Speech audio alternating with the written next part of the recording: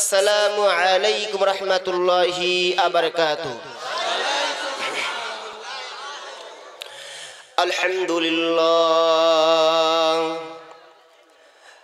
আলহামদুলিল্লাহি রাব্বিল আলামিন ওয়াসসালাতু ওয়াসসালামু আলা রাসূলিহিল কারীম।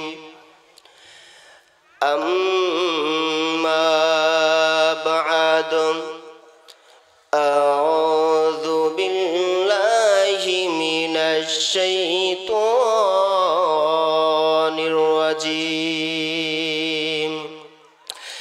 বিসমিল্লাহির রহমানির রহিম।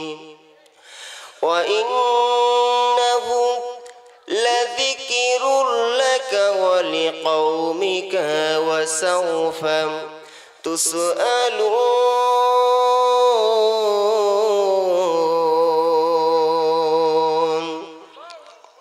সাদাকাল্লাহুল আযীম। وقال رسول الله صلى الله عليه وسلم المرء مع من أحب أو كما قال عليه الصلاة والسلام. الله هو الله ক্ষমা করে দাও, মাফ করে দাও। আমার সঙ্গে কি সেই সঙ্গীতটা গাওয়া যাবে? যাবে যাবে। আজ তো বর্তমান ডিজিটাল বাংলাদেশে সকাল থেকে সন্ধ্যা পর্যন্ত কত যুবক, কত যুবতী, কত রঙের গান গাইলো। কবে আসবে পালারে, গলায় দিব মালারে, কোন কারণে ভালোবাসার বিষ খিলাইলে। এইসব গানকে কোনো ফায়দা আছে কি? কোন ফায়দা আছে? কোনো ফায়দা নেই। আর এইসব ইসলামী সঙ্গীত যদি কোনো মুসলমান গায়, যদি কোনো মুসলমানদের অন্তরের মধ্যে এক বিন্দু ঈমান থাকে, এইসব সঙ্গীত গাওয়ার কারণে মুসলমানদের ঈমান আরো বৃদ্ধি পাবে। জোরে বলে আল্লাহু আকবার। একটু আমার সঙ্গে তালে তাল মিলে গাই। আল্লাহ ও গো আল্লাহ ক্ষমা করে দাও, মাফ করে দাও। যতদিন এই জীবন বিনা বাজিবে, সুপথে চলাও, মাফ করে দাও। আল্লাহুম্মা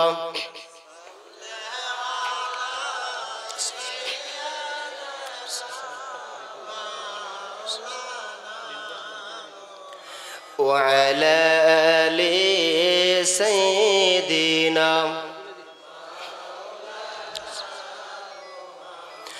दुखित करम अपना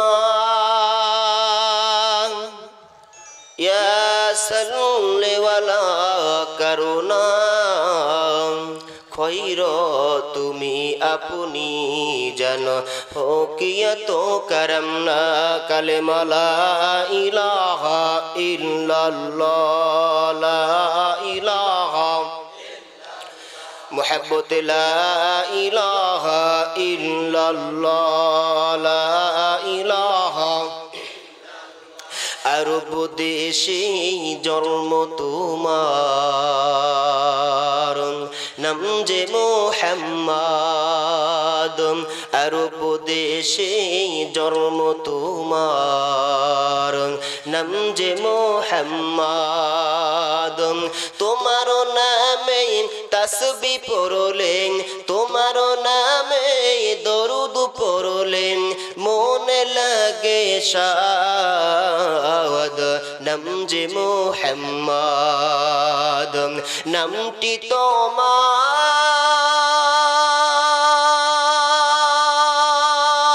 মধুমাখা, যায় না তোমায় ভুলে থাকা। একটু জোরে বলেন মারহাবা। আর একটু জোরে বলেন মারহাবা। নামটি তোমার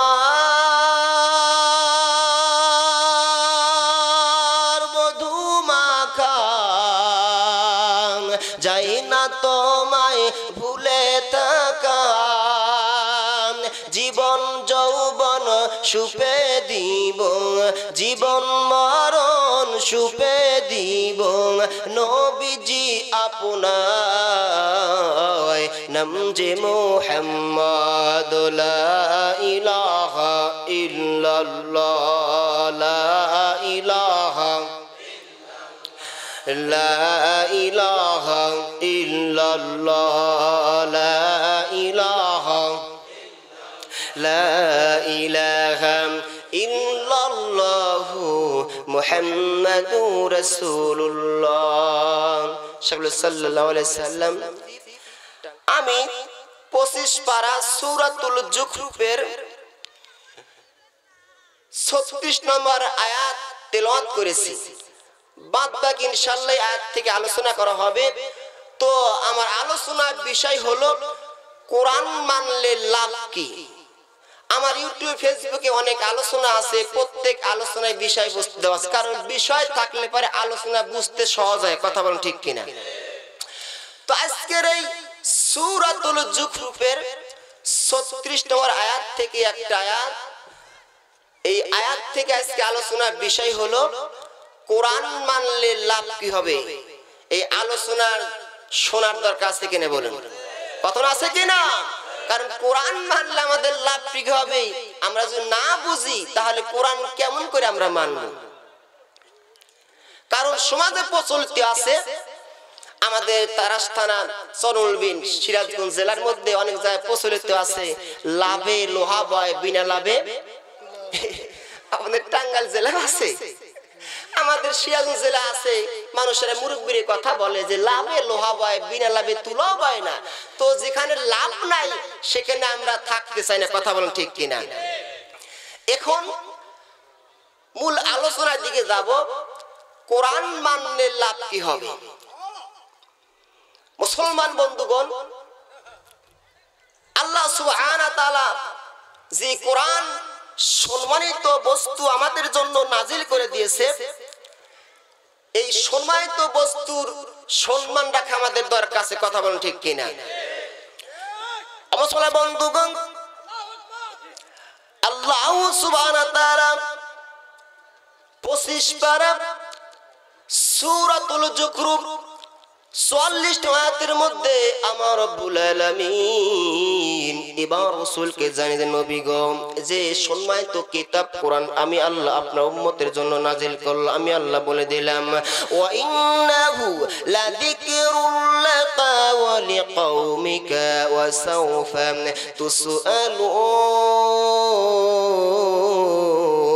তুসআলুন।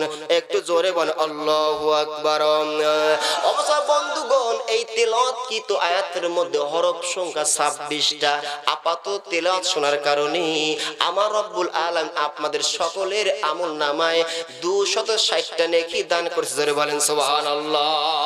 কারণ রাসূল বলেছেন, যদি কোনো ব্যক্তি একটা হরফ একটা অক্ষর তেলাওয়াত করে বা তেলাওয়াত শোনে, আপাতত কিছু হোক বা না হোক, তেলাওয়াত শোনার কারণে প্রত্যেক হরফের বিনিময়ে আল্লাহ 10টা করে নেকি দান করে। জোরে বলেন সুবহানাল্লাহ। আমাদের এখন তো মাহফিল হয়ে গেছে কেসরার মাহফিল, এখন তো কোরআন থেকে আলোচনা হয় না। আর কোরআন থেকে আলোচনা করবে কেমন করে? কোরআন তো আমরা শুনতে চাই না। কেসরা বলে পরে মানুষের চোখ দ্বারা পানি আসে। এই পর্যন্তই। আল্লাহ সুবহানাহু ওয়া তাআলা রাসূলকে বলেন, ইয়া রাসূলুল্লাহ, নবী গো, আমি আল্লাহ জানিয়ে দিলাম, আমি আল্লাহ শুনিয়ে দিলাম, আমি আল্লাহ আপনার উম্মতের জন্য এমন একটা সম্মানিত কিতাব আমি আল্লাহ দিয়েছি, নাজিল করেছি। ও নবী গো, এই কিতাব মানুষেরা জীবনের সঙ্গে সিটিং ফিটিং করে নেয়, আমি রব্বুল আলামিন সুন্দর করে সূরাতুল ইব্রাহিমের মধ্যে জানিয়ে দিয়েছি। সূরাতুল ইব্রাহিম 13 পারা 308 নম্বর পেজে 1 নম্বর আয়াতের মধ্যে আমি আল্লাহ জানিয়ে দিয়েছি, যদি কোনো ব্যক্তি কোরআনকে জীবনের সঙ্গে সিটিং ফিটিং করে, আমি আল্লাহ জানিয়ে দিলাম, কিতাবুন আনজালনাহু ইলাইকা লিতুখরিজান নাস মিনাজ যুলুমাতি ইলান নূর। একটু জোরে বলেন আল্লাহু আকবার। আমার আল্লাহ বললেন নবী গো ইয়া রাসূলুল্লাহ, আমি আল্লাহ সূরাতুল ইব্রাহিমের মধ্যে জানিয়ে দিলাম যদি কোনো ব্যক্তি কোরআনকে জীবনের সঙ্গে ফিটিং করে নাই, আমি আল্লাহ সুবহানাহু ওয়া তাআলা বলে দিলাম এই কোরআনকারী মানুষদেরকে জাহান্নামের পথ থেকে জান্নাতের পথে নিয়ে যাবে। জোরে বলেন সুবহানাল্লাহ, জোরে বলেন আল্লাহু আকবার। আল্লাহ বলে নবী গো এই কোরআনকে যদি কোন মুসলমান মেনে নেয় ইলাল যুলুমাত, এই মানুষ কোরআনকে মানার কারণে এই কোরআন মানুষদেরকে জাহান্নামের পথ থেকে জান্নাতের পথে নিয়ে যাবে। জোরে বলেন আল্লাহু আকবার। শুধু তাই নয়, আল্লাহকে বলে আল্লাহ আমাদের জানিয়ে দাও এরপরে কোরআন আমাদের কি করে, কোরআন আমাদের কোন উপকার আসে আমাদের জানিয়ে দেন। আমার রব্বুল আলামিন শুধু পারা সূরাতুল বাকারা 221 নম্বর আয়াতের মধ্যে জানিয়ে দিয়েছে ওয়াল্লাহু ইয়াদউ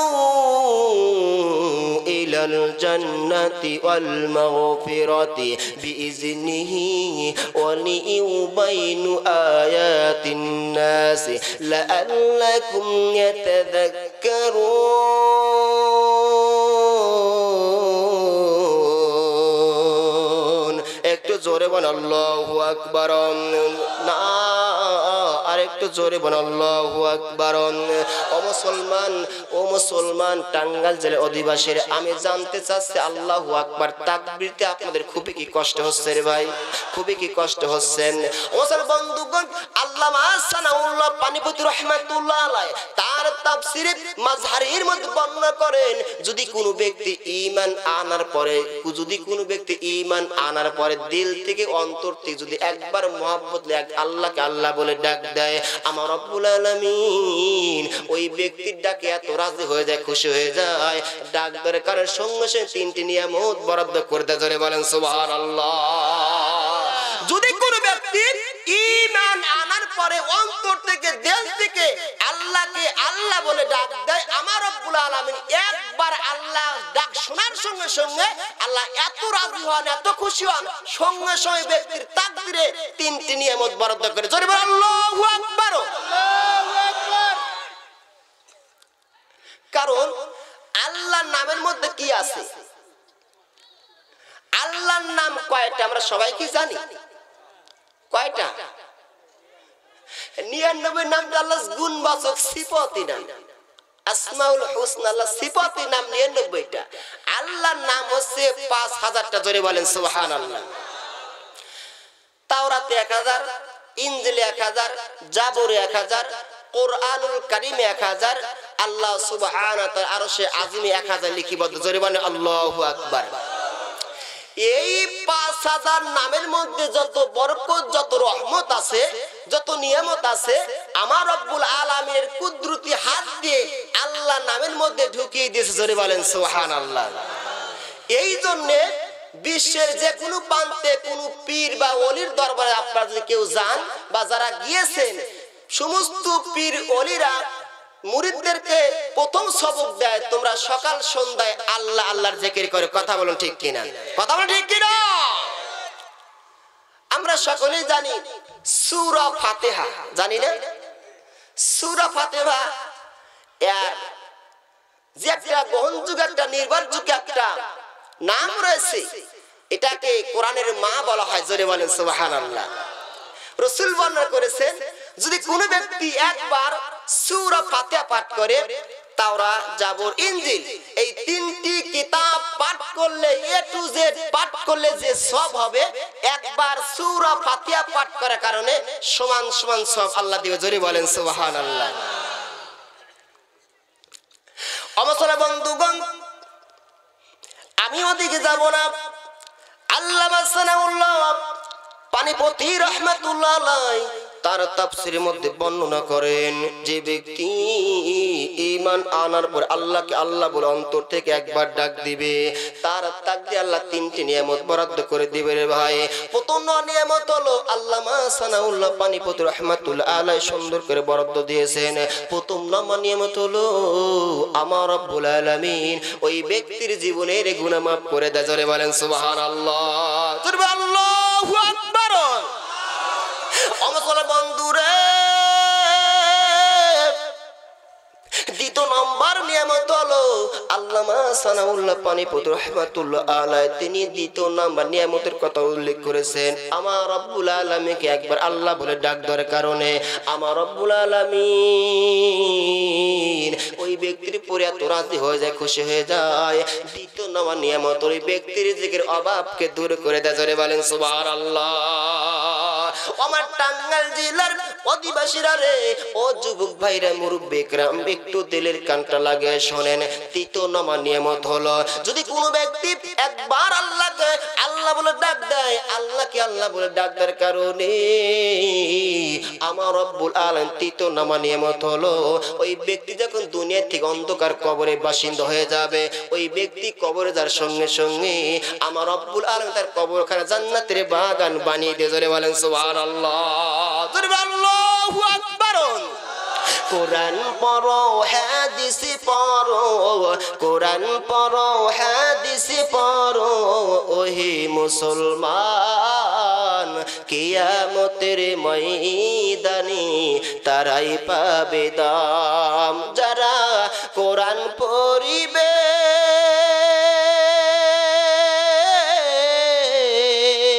আমার আল্লাহ ভালোবেসেন, জান্নাত দিবে। একটু জোরে বলেন মারহাবা, আর একটু জোরে বলেন মারহাবা। আল্লাহ বললেন নবী গো, ইয়া রাসূলুল্লাহ, আমি আল্লাহ জানি যে ব্যক্তি কোরআনকে জীবনের সঙ্গে সিটিং ফিটিং করে নিবে, আমি রব্বুল আলামিন বলে দিলাম কোরআন মানার কারণে ওই ব্যক্তির তাকে দুইটি নিয়ামত বরাদ্দ করে দেব। জোরে বলেন সুবহানাল্লাহ। অসব বন্ধুগণ, দুইটি নিয়ামতের মধ্যে প্রথম নম্বর নিয়ামত হলো কোরআন মানার কারণে প্রথম নম্বর নিয়ামত হলো ইলাল জান্নাতি ওয়াল মাগফিরাতি, আমি রব্বুল আলামিন ব্যক্তির সর্বপ্রথম হচ্ছে তার জীবনের গুনাহ মাফ করে দেয়। জোরে বলেন সুবহানাল্লাহ, জোরে আল্লাহু আকবার।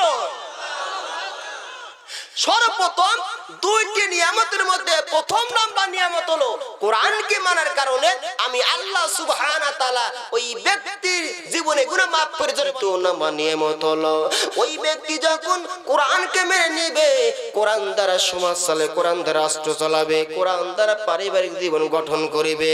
গঠন করার সঙ্গে সঙ্গে আমি রব্বুল আলামিন বলে দিলাম ওই ব্যক্তির তাকদীরে জান্নাত বরাদ্দ করে দেব। জোরে বলেন সুবহানাল্লাহ, জোরে আল্লাহু আকবার।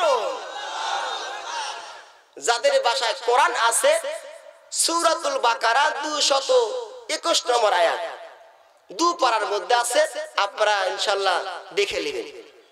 তো দেখেন কোরআন মানার কারণে আমার রব্বুল আলামিন তার জীবনে গুনাহ মাফ করে দেয়, এমনকি তার তাকদীরে জান্নাত বরাদ্দ করে দেয়। তাহলে মুসলমান আমাদের কোরআন মানা দরকার আছে কিনা বলুন, কথা আছে কিনা? আর যারা কোরআন মানবে, যারা ঈমান আনবে, তারা আল্লাহর বন্ধু হয়ে যাবে। জোরে বলেন সুবহানাল্লাহ।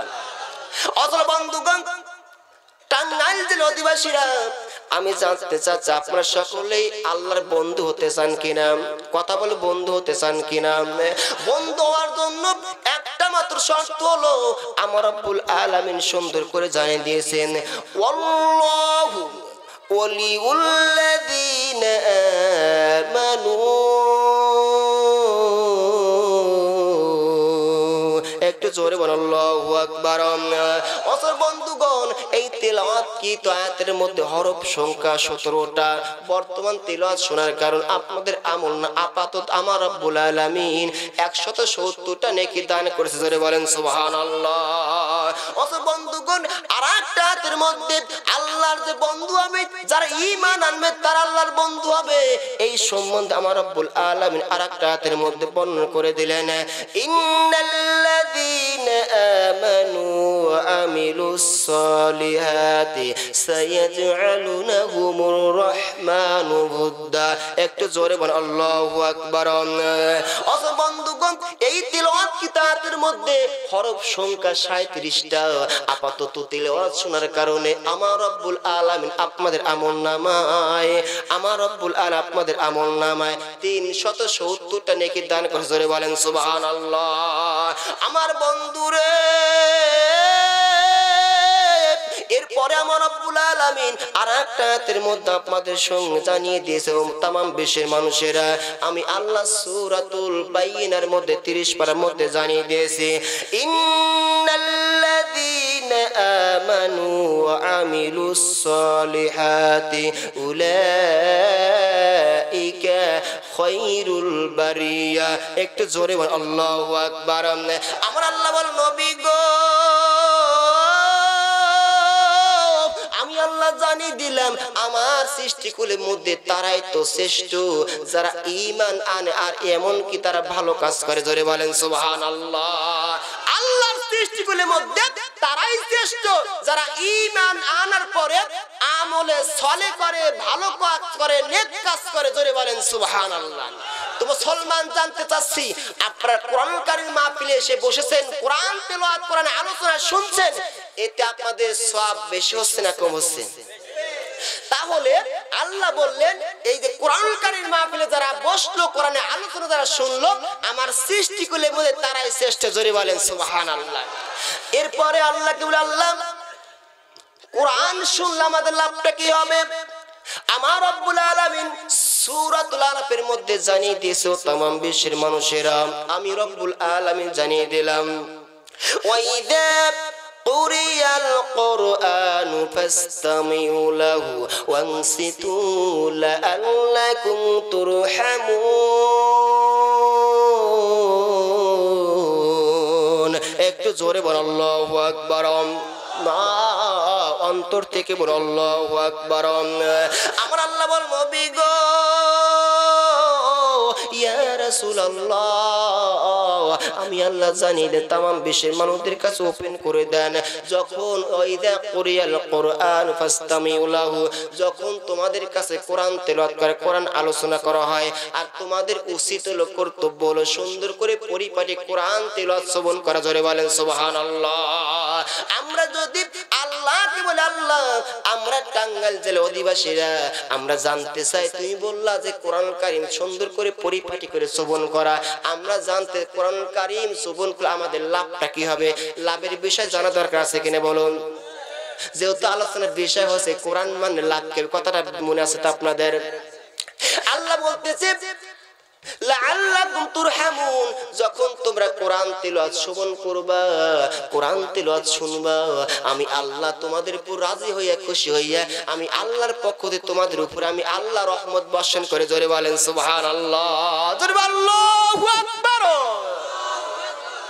আমার বন্ধুরে, তাহলে আমাদের সকলে কোরআন মানা দরকার আছে কিনা? কথা বলার দরকার আছে কিনা? আমার বন্ধুগণ, কোরআন মানা দরকার আছে। কোরআন মানলে আমাদের তাকদীর কত উন্নত হয়ে যাবে, আর যে ব্যক্তি এক পুরা রহমত পাবে তার সম্মান কত বৃদ্ধি হয়ে যায়। আল্লাহর যে একটু রহমত আমরা পেয়ে যাই, তাহলে আমাদের সম্মান কত বৃদ্ধি হয়ে যাবে। আমার বন্ধুগণ, একটু রহমতের কথা বলি, আমরা সকলে হরিণের নাম শুনেছি কিনা? হরিণের নাম কি আমরা শুনেছি? হরিণের পেটের মধ্যে, শরীরের মধ্যে এমন একটা জিনিস থাকে, জিনিসের নামটা কি? মৃগু নাভিক কস্তুরী। সবাইকে আমরা জানি রে ভাই, এই মৃগু নাভিক কস্তুরী সব হরিণের পেটের মধ্যে কি আছে? সব হরিণের পেটের মধ্যে নাই। আল্লামা সানাউল্লাহ পানিপতি রাহমাতুল্লাহ আলাইহি তার তাফসীরের মধ্যে বর্ণনা করেন, এই যে মৃগু নাভিক কস্তুরী, যে মৃগু নাভিক কস্তুরী 1 ছটাক বা 1 তোলার দাম হচ্ছে 4.5 লক্ষ টাকা। জোরে বলেন সুবহানাল্লাহ। যে মৃগু নাভির দাম 1 তোলা, মৃগু নাভির দাম 4.5 লক্ষ টাকা। জোরে বলেন আল্লাহু আকবার। যে মৃগু নাভিরা পূর্ব যুগে রাজা বাদশারা তারা পান করে খেয়ে 10টা 20টা করে তাদের স্ত্রীর সঙ্গে চলাচল করেছে। জোরে বলেন সুবহানাল্লাহ। এই মৃগু নাভিক কস্তুরী সব হরিণের মধ্যে থাকে না। আল্লামা সানাউল্লাহ পানিপতি রাহমাতুল্লাহ আলাইহি তিনি বর্ণনা করে, মৃগু নাভিক কস্তুরী ওই হরিণের মধ্যে আল্লাহ দিয়ে দেয়। আপাতত যে হরিণটা রাত্রি গভীরে 1 নয় 2 আপাতত 12 বছর রাত্রি গভীরে সামনের 2 পাটা উপর দিকে তুলে আল্লাহর কাছে যখন কান্দে, আল্লাহ আমি তোমার এক ফোঁটা রহমতের ভিখারি রে আল্লাহ, তুমি আমাকে এক ফোঁটা রহমত ভিক্ষা দাও। আল্লামা সানাউল্লাহ পানিপত রহমাতুল্লাহ আলাইহি বলেন, যে হরিণের দোয়াটা, যে হরিণের চোখের পানিটা আল্লাহর দরজায় কবুল হয়ে যায়, ওই হরিণের উপরে আমার আল্লাহ এক ফোঁটা রহমত দিয়ে দেয়। জোরে বলেন সুবহানাল্লাহ, জোরে আল্লাহু আকবার। অসো বন্ধুগণ, এই দেখেন এক ফোঁটা রহমত পাওয়ার কারণে যে হরিণের দামটা কত বৃদ্ধি হয়ে গেল। আমার রব্বুল আলামিন সম্মান তার কত বৃদ্ধি করে দিলেন। আমাদের সকলে তাহলে কোরআন মানে আমাদের সম্মান বৃদ্ধি হবে। কথা বলুন ঠিক কিনা? এই যে কথা বলুন ঠিক কিনা? ও মুসলমান বন্ধুরে,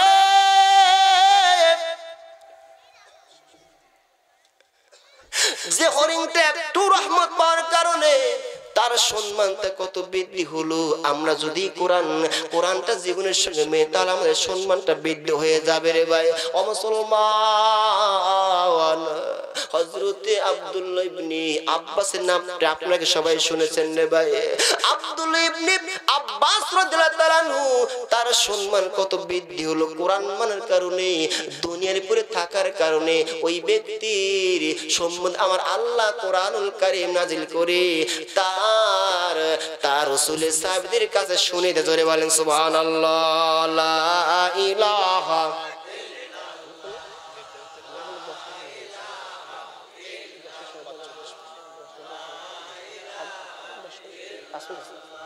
লা ইলাহা। তাওরাতে লেখা আছে নবীজির নাম, ইনজিলে লেখা আছে নবীজির নাম। কোরআন পড়ে মোরা বুঝলাম, কোরআন পড়ে মোরা বুঝলাম, তাওরাতে লেখা আছে নবীজির নাম, লা ইলাহা। আরে প্রিয় নবীর সাথী হয়ে আখিরি নাজাত পেতে এই মন পান শুধু চায়। প্রিয় নবীর সাথী হয়ে আখিরি নাজাত পেতে এই মন পান শুধু চায়। এমন আশা রাখিলাম, তাওরাতে লেখা আছে নবীজির নাম, ইনজিলে লেখা আছে নবীজির নাম, লা ইলাহা লা ইলাহা ইল্লাল্লাহু মুহাম্মাদুর রাসূলুল্লাহ সাল্লাল্লাহু আলাইহি সাল্লাম। আমার বন্ধুগণ, হযরত আব্দুল্লাহ ইবনে আব্বাস রাদিয়াল্লাহু তাআলা আনহু কোরআন মানার কারণে তার সম্মান কত বৃদ্ধি হয়ে গেল রে ভাই। ও মুসলমান, আব্দুল্লাহ ইবনে আব্বাস রাদিয়াল্লাহু তাআলা আনহু তার স্ত্রীর সঙ্গে গভীর রাত্রিতে ঘরে শুয়ে আছে রে ভাই, স্ত্রী পাশে আছে। এবার হযরত আব্দুল্লাহ ইবনে আব্বাস রাদিয়াল্লাহু তাআলা আনহু গভীর রজনীতে ফোঁপায় ফোঁপায় কাঁদতেছেন। এবার তার স্ত্রী বলছে, আমি গো, আপনি কেন গভীর রাতে কাঁদেন? আপনার কি হয়েছে? আপনি কেন কাঁদেন গো আব্বাস রাদিয়াল্লাহু, আমার প্রিয় তোমার স্বামী। এবার আব্বাস রাদিয়াল্লাহু বলতে, স্ত্রী রে, আমি স্বপ্নে দেখলাম আমার মৃত পিতামাতা আমাকে হাসসানি দিয়ে ডাকতেছে। জোরে বলেন সুবহানাল্লাহ। এই স্ত্রী আল্লাহ রাসূল বলেছেন, যদি কোনো যুবকের মৃত পিতামাতা গভীর রাত্রিতে স্বপ্নে যদি তার ঘুমের ঘরে তাকে হাসসানি দিয়ে ডাকে, বুঝতে হবে ওই ব্যক্তিটা দুনিয়াতে বেশি দিন আর বাঁচবে না। ওই স্ত্রী রে, আমি বুঝতে পেরেছি আমি আর বেশি দিন বাঁচবো না, আমি আর বেশি দিন বাঁচবো না।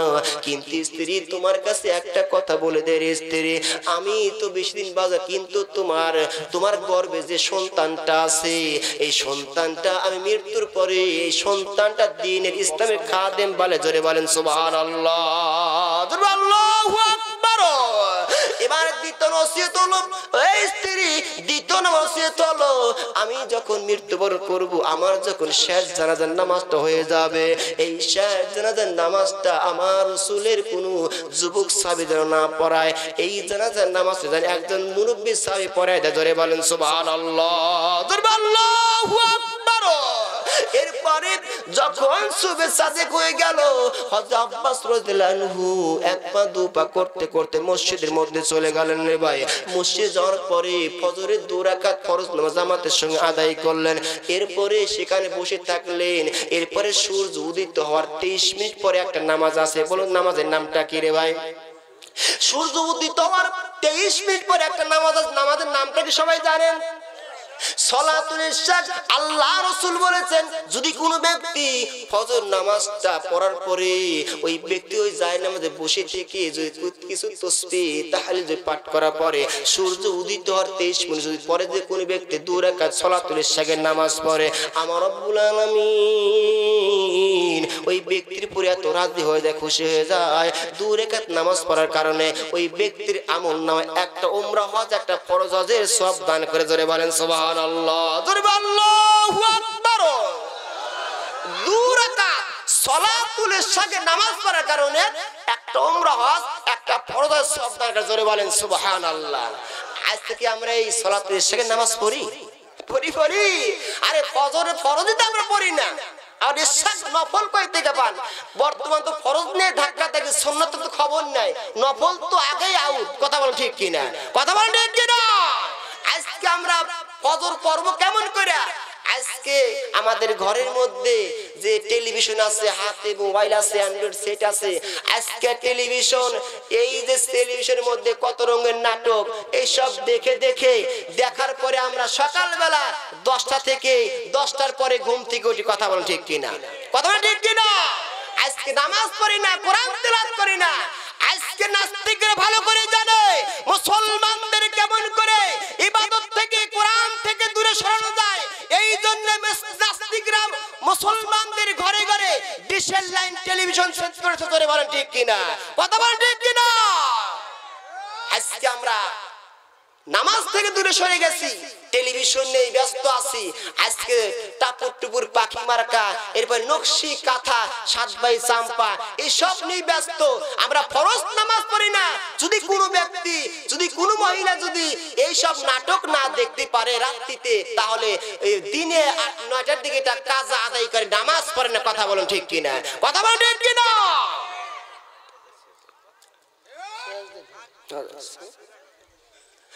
অবসর বন্ধুগণ, আর একটুখানি সময় আপনাদের সামনে যে কথাটা বলতে চাচ্ছিলাম, আব্বাস রাদিয়াল্লাহু তাআলা আনহু ইশাকে নামাজ পড়ে এক পা দু পা করতে করতে এবার তিনি বাসার দিকে আসতেছেন রে ভাই।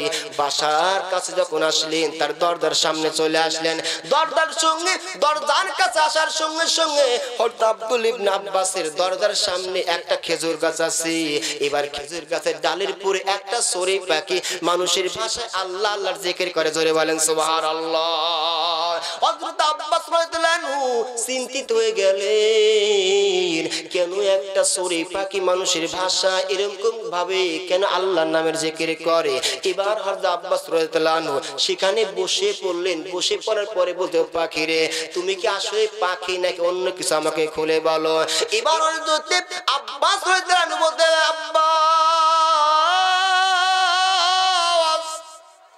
আমি আসলেই পাখি না, আমি হচ্ছে আল্লাহর ফেরেশতা। 2টি সংবাদ তোমার কাছে দেওয়ার জন্য আমি আল্লাহর পক্ষ থেকে এসেছি। এই 2টি সংবাদের মধ্যে প্রথম নাম্বার সংবাদ হলো তুমি দুনিয়াতে বেশি দিন বাঁচবা না।